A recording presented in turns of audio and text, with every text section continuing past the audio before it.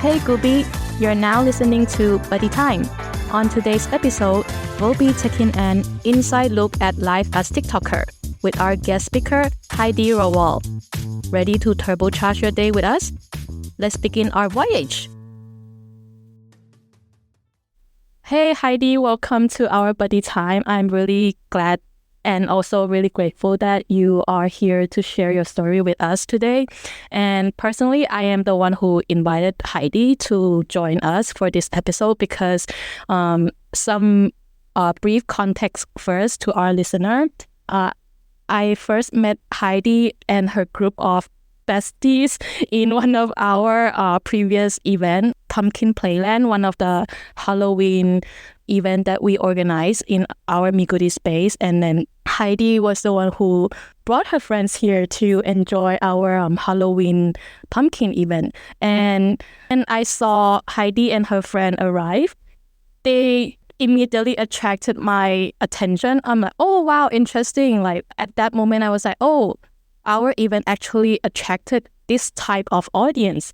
And when you guys sat down and then started enjoying the activity, for some reason, I just felt attracted towards to the whole energy of your group. And I naturally just went over and sat next to you guys and started having the conversation. And that's when you, Heidi, and your friends started sharing a bit more about your story. And I got to know that, oh, so Heidi, you are a TikTok influencer. And then you also immediately share something that caught my attention. So would you like to say hi first to our listener? So hello, it's really nice being here. I guess it was destiny because I was scrolling on my feed on Instagram and then I saw the ad for Me Goody. That's how I shared it to my friends and I ended up coming here. In terms of being a TikTok influencer, I think I've been doing TikTok for almost 3 years now. I think this is my third year, going on to my fourth year. Yeah. Because I don't know much about being an influencer, and it becomes such a big hit that now everyone just wants to be an influencer, as if the barrier of entry for being an influencer is so low because everyone can access to TikTok, Instagram, all the social media as long as you know how to play this app. Technically, anyone can be one, but you being someone who I would say a pioneer, like one of the first few batches who actually started TikTok, and you're pretty a successful TikToker right now too. What's your thought? What made you wanted to start being a TikTok in the beginning? It started from me liking to edit videos. Going back, it was in high school. I tried YouTube, but then it did not work out because I feel like YouTube is a very saturated platform. There are so many creators who are already famous, and if you're starting from zero, it's honestly really hard to grow. And same with Instagram because it's a platform that's been there for over 10 years. It's really hard to grow. But because TikTok is such a new platform, I think that's what makes it really accessible.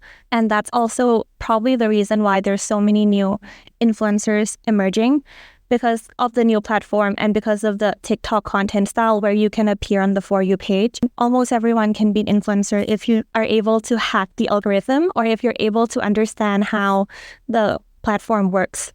And well, there are certainly certain cons and pros to being an influencer, and it's not all shining and glamorous as you might see it from the outside as well. But what makes you choose to be a TikToker? I know you explained about IG and YouTube were quite saturated back then already, and TikTok is a newcomer that could give you back then more opportunity. But what was that inspiration for you to, I think I want to be a TikToker, I think I want to be an influencer? Why not, be like some other people who just apply a job and be, 9-to-5 office people? So I started doing TikTok when I was in fourth year of university. Back then it was the pandemic era.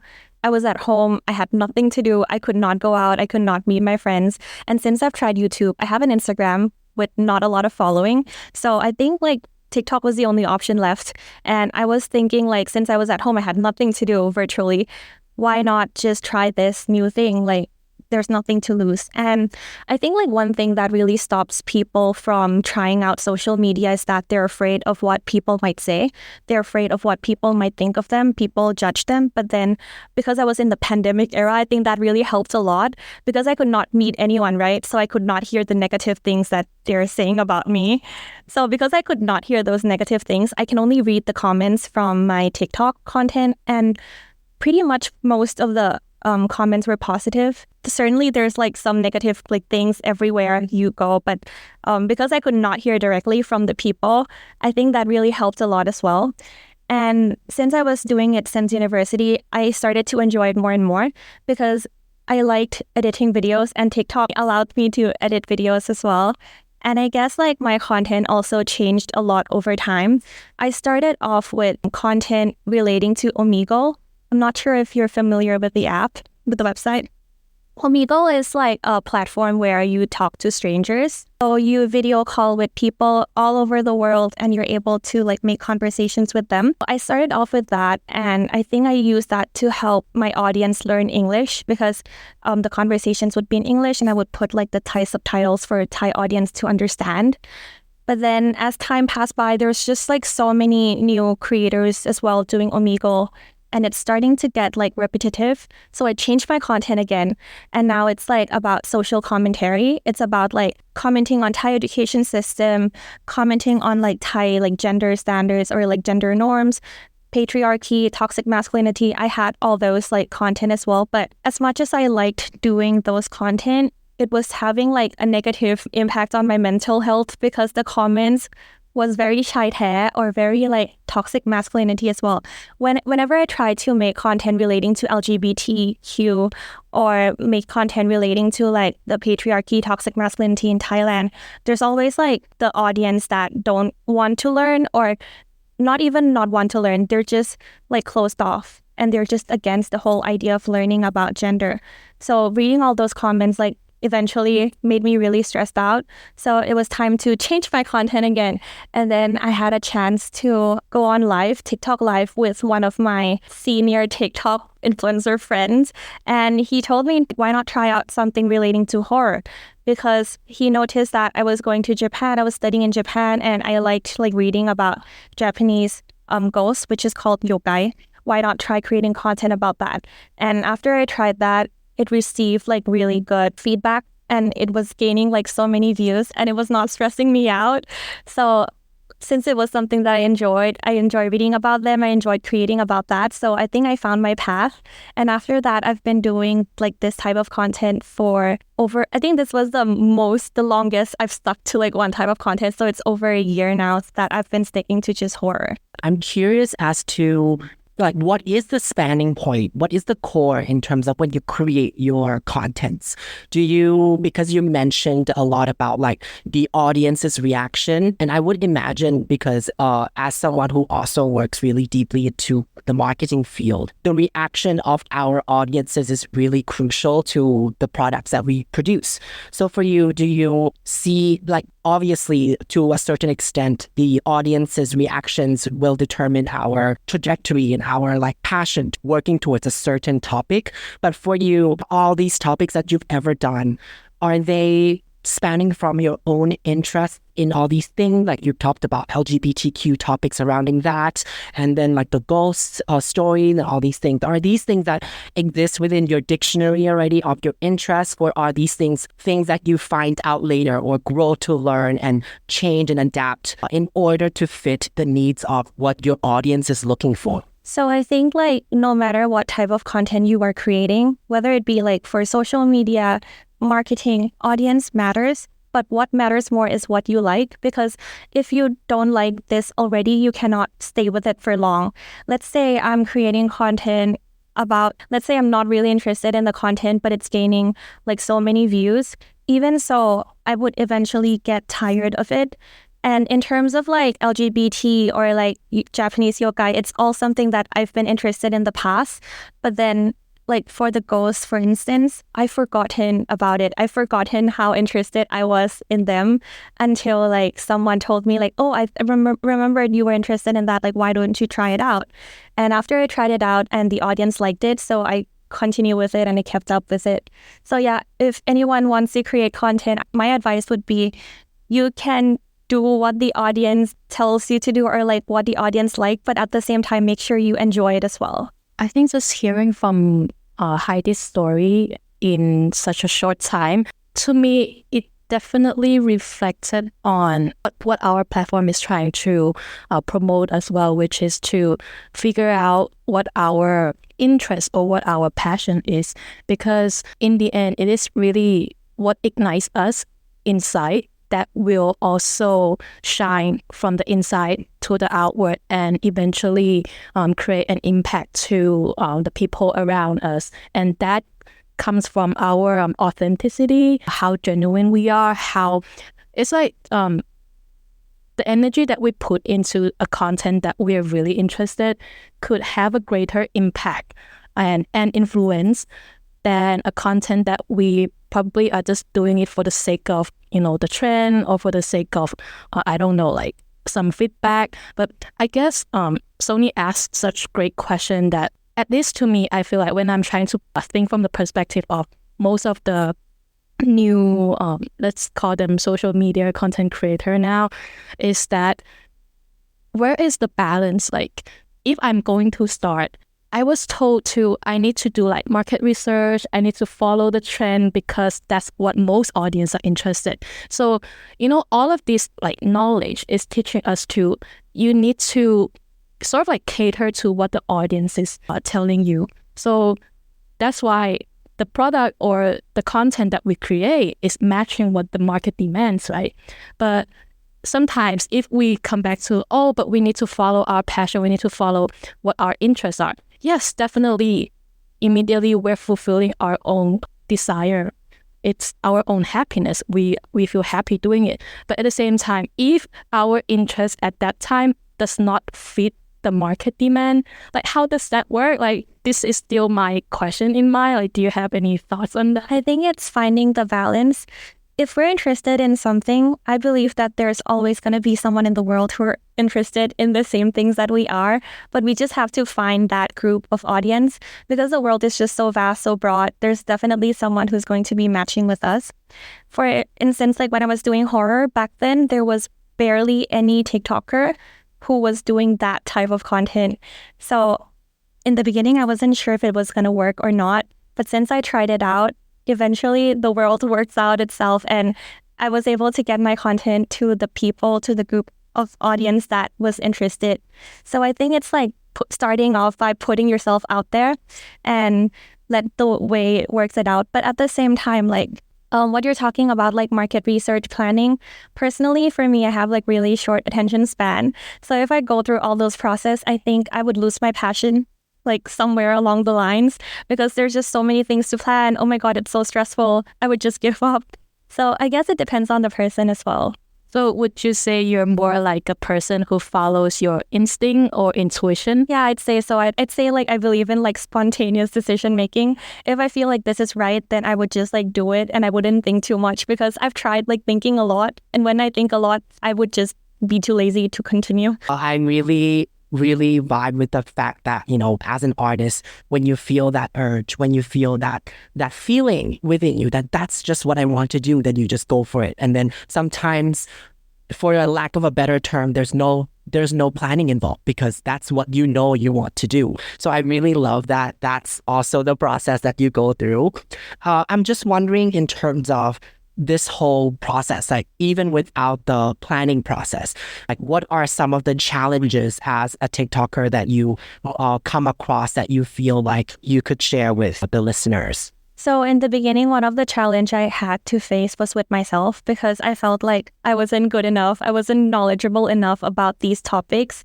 Or like when I was doing the Omegle content, I was like, but there's already like so many people doing it. If I do it, who's going to watch me? I'm not even famous compared to the other people, right? So it's the challenge of overcoming the fear in me. And a lot of people around me these days, they also want to try TikTok.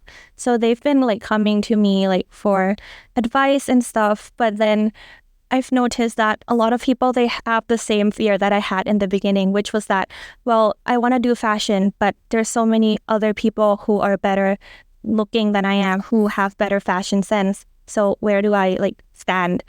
But I think like if you overcome that first fear, it's going to be a lot easier along the way. How I took your messages now is we have to learn to be confident in whatever we do, right? Even though it's something new that we've never tried before. Basically stepping out of your comfort zone. So what was your process to, gain that confidence? Were you always a confident person? No, I think I'm very introverted. And if you were to interview, let's say, my high school friends, I don't think a lot of them would remember me because I was like almost an invisible person.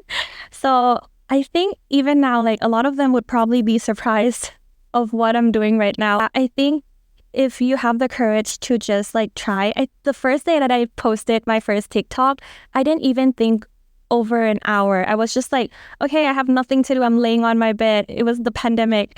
What should I do? I'm scrolling through TikToks. I can create this type of content as well. I know how to edit videos. Why not just post them? So I was like looking at references from people abroad. I opened my laptop, Omegle, and I filmed the scene of me like talking to strangers. And I think it was like luck as well because like luckily the video that I posted went really viral. It was a video of me like talking to a group of foreigners and then they asked me to sing a Thai song.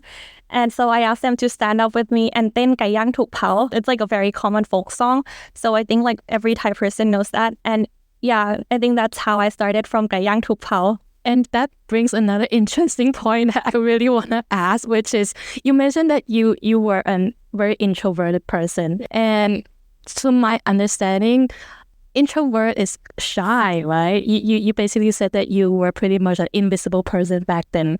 And for some reason, you wanted to start with Omegle, the platform.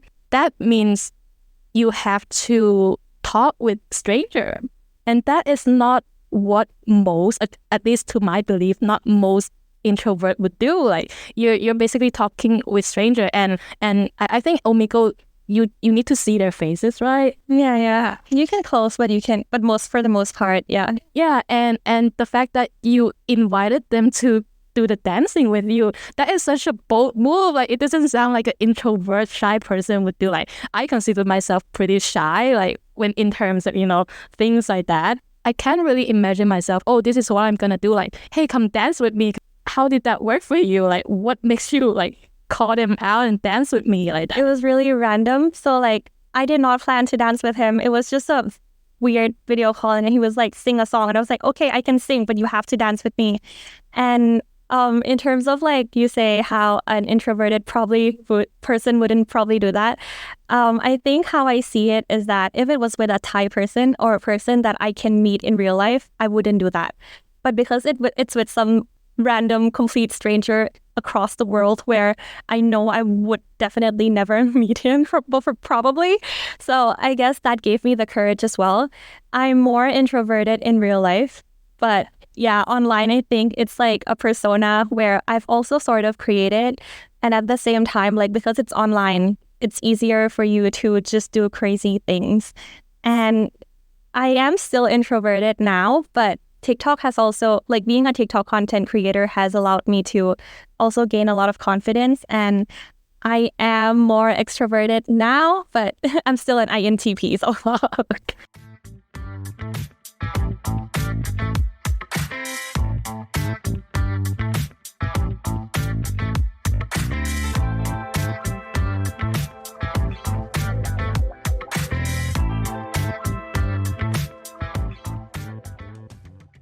I definitely view this as your growth journey. You definitely grow a lot. Like, what do you think is the main, let's call them skill set that you've learned over the time that made you who you are now? Like, to me, I think most people might have developed some kind of stereotypical thinking towards just the word influencer because it just sounds so easy. Like some people even develop this negative thought about being an influencer because as if you just don't know what to do in your life, you can just be an influencer because it's as easy as it is. So what are the benefits, like apart from the things that you mentioned about making you be more confident now?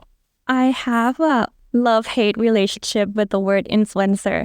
I used to really dislike the word. I still do sometimes, just because I feel like influencer comes from influence, which leads to overconsumption, because a job that influencer has to do is that they need to sell things. They need to make people purchase things. And especially in the world of capitalism that we live in, it just leads to people buying things that they don't really need. So I guess that's like one downside of being an influencer that I don't really like. And in terms of being an influencer is an easy job, I actually would have to say that I agree, because I've worked in a more professional field. I've worked as a digital marketer for about 2 years before I decided to quit my job and be a full-time influencer. I've seen lots of videos and lots of podcasts, lots of people who are influencers saying that it's a hard job. You have to manage your own schedule. You have to do this and that. You have to edit videos. Yes, those are the things that you have to do. But at the same time, being in a professional field is much more difficult. As glamorous as it sounds, like as easy as it sounds, it also comes with its own challenges. But I wouldn't say that being an influencer is more difficult than being a doctor. At least for me, that's how I see it. Some of the challenges that you might face being an influencer is that, like for me, I've seen people copying my content, or like seeing negative comments that might impact your mind. But let's say like seeing the negative comments, everyone goes through that. It's just that influencer might have more of that experience compared to a normal person. But even so, like being an influencer to me is such a privileged job. It's so easy to say that being an influencer is difficult. You have to do this and that, but you don't have to go to an office. You don't have to be fixed to a certain schedule. You can travel for the most part whenever you want. Yeah, so I think there's like lots of benefits to the job that most people who are influencers take for granted. Just like what Sin said about how there's been a lot of influxes of influencers around the world, because a lot of people are thinking like, oh, influencer is a job that a lot of people can now just take on because it's so easy, like anybody can do it. And like how Heidi, you also highlighted that it's in reality, it's not. Like you need to really know the sort of like the consequences as well of the actions that you take online. Sort of like what you produce will affect the people who watch it. Like I'm wondering for you, Heidi, what is the core message or the core purpose of what you want to achieve with these sort of contents that you create? I think my content, for the most part, just gives entertainment vibe. So there's not really like a deep meaning to it.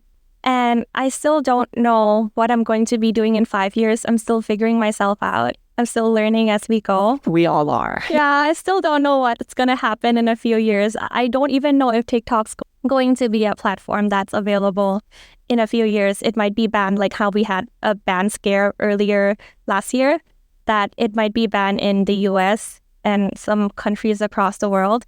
It's really a mystery when it comes to social media and how we have AI now. I think that's going to change like lots of things moving forward as well. The thing is all trying to figure our like path. What should we do after this? As much as we are enjoying what we're doing now, like for example, like me and Sony, we're really enjoying building up this platform. We have a clear purpose that we want to be able to achieve, to bring more opportunities to everyone, to connect with everyone, to share good positive vibes, energy, informations with everyone. This is sort of like, at least to how I'm going to say it, is the essence of the job that we're doing. So that's why we do different stuff, but all of these different stuff, they all bring the same essence, which is fulfilling what we believe that is good, which is to, help people, to share positive vibe. And I believe that because I've heard several friends who are also mentioning about, they're still not sure of whether they should really take on the project that they really want to do because they have something else to do. Basically, they're not sure of whether, just like how you first started, you're not sure if TikTok is really for you. You still try, right? Without knowing what could actually happen. What I'm trying to say is, I believe this could probably be one of those common questions for people who are still discovering their path. What exactly it is, like, what is the job or what is the career path or what is the direction for me like coming in the future. I think that has always been one of the most frequently asked questions from friends around me. And to me, how I talk with them or share my opinion with them is, what are the essence that makes you feel happy? What are the core values that makes you be you, regardless of the title itself? I'm just saying that because you mentioned about you're not even sure about what happens in 5 years and you're also still exploring. So my next question that I would like to sort of understand is, right now, are you panicking about what's going to happen, or are you like planning you have to do something? Are you in a rush? Not really. I feel like the world always wants us to plan, be it like writing a journal, scripting, planning out your day, planning out your work journey, planning out your career. But I just find that planning out everything just doesn't work out for me too well, because planning, as I've mentioned earlier, just stresses me out and just leads me to not wanting to do or start anything. Even my decision to quit my second job was a very spontaneous decision. Back then, like having a full-time job means that you have a steady income every month. You know how much salary you're going to get. And that is something that the stable thing in life that allows you to make sure that, okay, I'm not going to starve tomorrow. But yeah, I mean, after I quit my job, I think that was one of the biggest decisions that I've had to make. And after that, I decided to just like not stress myself by planning and just let like life work out by itself. I would also have to say that I am privileged to be allowed this kind of life because I know that my family has my back and they will be able to support me. Someone else who's in the same position as me but don't have their family backing probably wouldn't be able to like just say that, oh, I'm going to quit my job to be a full-time influencer, or that I'm not going to plan what I'm going to do with my life 5 years from now. So I guess like I have certain privileges that I have to acknowledge that allows me to do these things. Because you don't really plan for what's gonna happen. And I just want to try to dig a little bit more, allow me to. So you don't plan, right? And there's no right or wrong, because we all have our own way of navigating life. But then you also mentioned you are also exploring what's gonna happen next. So you are still a TikToker right now. At the same time, you also are curious, what's your next step? Do you currently have any like instinct or intuition or any voice that tells you that maybe I should do something next? Being a TikToker allows me like so many things, but at the same time, it's a very lonely job because I do everything by myself at home for the most part, except for certain days where I have to go to events. But even so, like going to events, because I'm introverted, it's really hard for me to like strike up a conversation with someone that I don't really know. So yeah, it's a really lonely job, and I don't see myself like only doing this for the next few years to come, just because I don't think I can handle this loneliness anymore. But the inner voice that tells me to do something in the future, as you know, I'm going to study in the UK, maybe like around end of this year. At first, I thought like after studying there, I might work there for a few years, 1 year or 2 years. But I just learned that the UK has changed its laws, so I can no longer work there. So yeah, that's a change of plans as well. So I guess I have to come back here to Thailand. And my inner voice is still very quiet. So I guess I'll figure life out after I come back from getting my master's degree. But you're not stressed out right now, right? I am occasionally stressed when I see my friends like working an office job, because like they seem to have like a set routine. They seem to have like friends that they meet up with. They seem to go to like party with work friends, and I'm just here like alone. But I'm not necessarily stressed about like job or anything like that, because I am confident in my like working skills, sort of, because I feel like I can always take courses online, get certificates, or like work part-time or something that allows me like more stability in life. So I'm not too stressed when it comes to like job or employment stuff. You mentioned about being an influencer. can be quite lonely because most of the time you're a one-man team. You basically have to do everything together, record the content, create the content, edit it. Being an influencer, is it better if you are a more outgoing person, or even if you're less outgoing, this job will still be suitable for people like you? I think it also depends on what type of content you create. There's lots of influencers right now who do like interviewing content of random strangers at Siam area. I think that requires you to be extroverted to a certain extent. Personally, I cannot imagine myself like going up to strangers and asking to interview them. I would be a little too scared. But yeah, a lot of people are able to do that. So I guess the type of content that you create also has an impact on like what type of influencer you are. For me, my content relates around me like able to film at home, using green screen and just adding sound effects, adding photos. So I don't really need to meet up with people to do that. But some people, let's say they are like fashion content creator. Fashion or beauty content creator requires you more extrovertedness because they need to go to lots of events, more events than I have to go to. And they also have to perhaps talk to brands more, go into shops like boutiques. So I think overall, I would say that if you are an extroverted person, you have an easier time doing this job, but you don't necessarily have to be extroverted. So you can be introverted and be an influencer, but I'd say that if you're extroverted, this job would be easier for you. You mentioned about the yokai stories earlier. Can you tell us a little bit more about what this is? And do you have a favorite story from yokai? So yokai are Japanese ghosts. It's mostly mythological ghosts.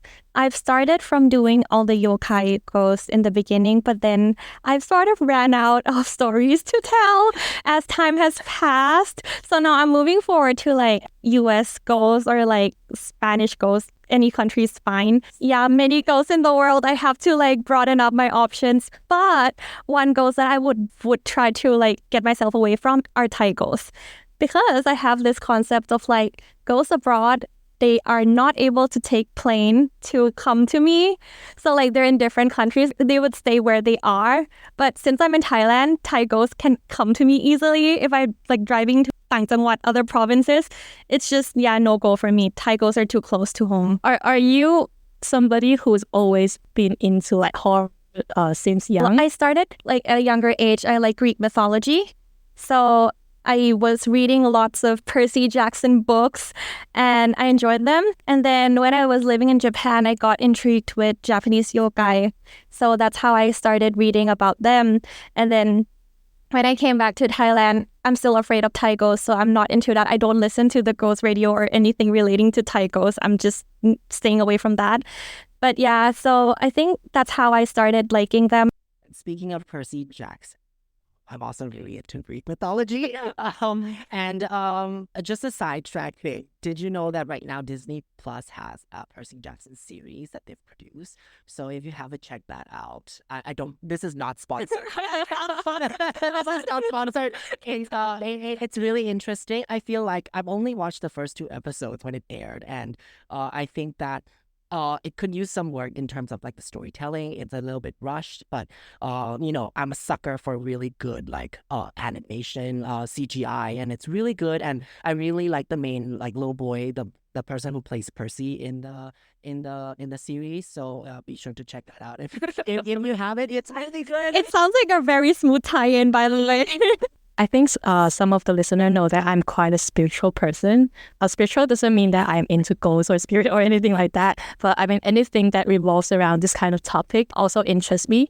And the fact that it seems to show that you're really scared of like spirits, ghosts. But at the same time, you're doing contents relating to this type of stories. So like, how does that work? It sounds very contradicting to me. I understand what you mean. I'm still really scared of ghosts. And I do like TikTok live as well. So occasionally at night, I would tell stories to kids who watch my live, like telling ghost stories. And every time I do live, there would be comments of kids asking me, "Piไม่กลัวผีหรอคะ?" Translated to, "Are you not scared of ghosts?" I would say I am. Every time like anyone asks me that question, I am scared of ghosts. I just told you like the way my mind works, how I convince myself that ghosts won't come to me. So I think I'm just like convincing myself to believe that ghosts won't take an airplane at this point.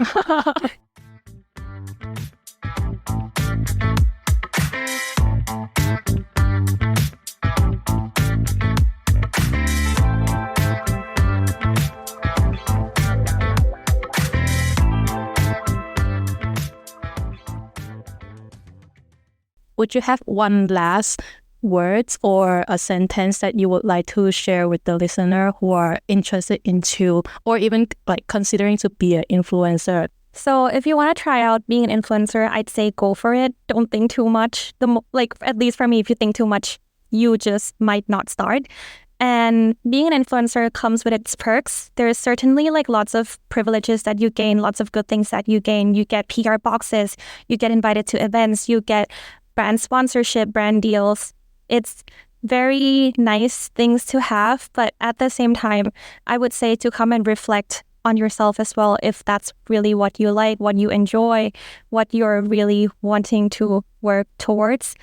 And I'd say like if you are working on social media as a content creator, it's really easy to be absorbed by the numbers of engagement, the numbers of likes, views, comments, but to try to not let those things get to you, because the more you see those numbers and you're like controlled by those numbers, I feel like the more unhappy you become, because it's really something that's not always in your control.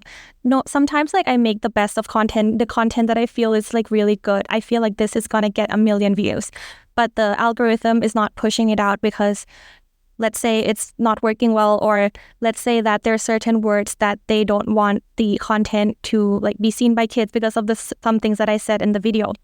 So yeah, I'd say like if you're really wanting to take this as your full-time job or you want to work as a content creator, take a break sometimes. Don't let yourself like be controlled by the numbers. Thank you so much, Heidi, for sharing such meaningful and insightful experience from you. To me, how I would sort of like sum up everything from Heidi's story and experiences is whenever we feel like there is something that interests us, just do it. The first step is always the most difficult step, but once we overcome that, everything will become easier. And also try to learn to listen to our intuition or inner voice.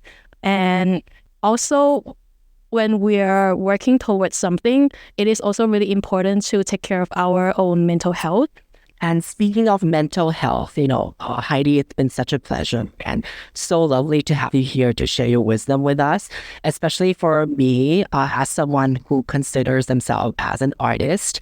It's so nice to hear that another person also views it the same way of like, if you feel a certain way, just do it and don't be controlled so much by the outer external forces, because I sometimes feel so vulnerable to the works I create and all the external voices. But, I enjoy the things that I do and I keep pushing forward for the things that I love doing. And you reminded me of that once again in this talk, and I'm so grateful for that. Thank you so much. I learned a lot about myself through this talk as well. I get to reflect on myself, so I'm really grateful to be here today.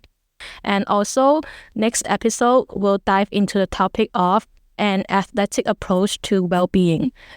Feel free to check us out on our Instagram. We have several activities and events coming up soon. So stay tuned.